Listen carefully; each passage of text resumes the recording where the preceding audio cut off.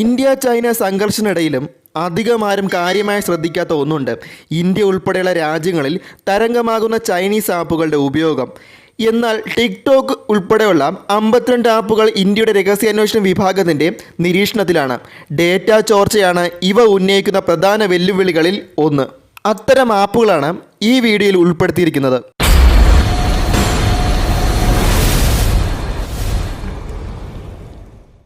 Chinese കമ്പനികൾ സൃഷ്ടിച്ചതോ Chinese developers വികസിപ്പിച്ചതോ ആയ ആപ്ലിക്കേഷനുകൾ ഇനി ഏത് അവസരത്തിലും ദുരുപയോഗം ചെയ്യപ്പെട്ടേക്കാം എന്നാണ് പറയപ്പെടുന്നത്. അത്തരം 52 ആപ്പുകളെക്കുറിച്ച് നമുക്ക് പരിചയപ്പെടാം.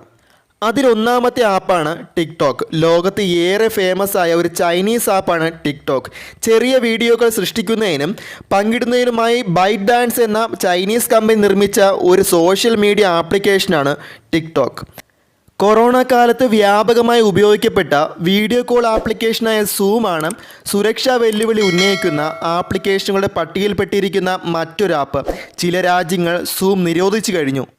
Volt hide, Vigo video, Bigo live, Weibo, WeChat, SHAREit, UC news, UC browser, beauty plus, Xender, club factory, Helo, Likee, Kwai, റോംവി, Shein, Newsdog, Photowonder, APUS Browser, VivaVideo, Perfect Corp, CM Browser, Virus Cleaner, Me Community, DU Recorder, YouCam Makeup, Me Store, 360 Security, DU Battery Saver, DU Browser, DU Cleaner, DU Privacy, Clean Master, CacheClear, DU App Studio, Baidu Transilate, Baidu Map, Wonder Camera, ES File Explorer, QQ International, QQ Launcher, QQ Security Center, QQ Player, QQ Music, QQ Mail, QQ Newsfeed, VeSync,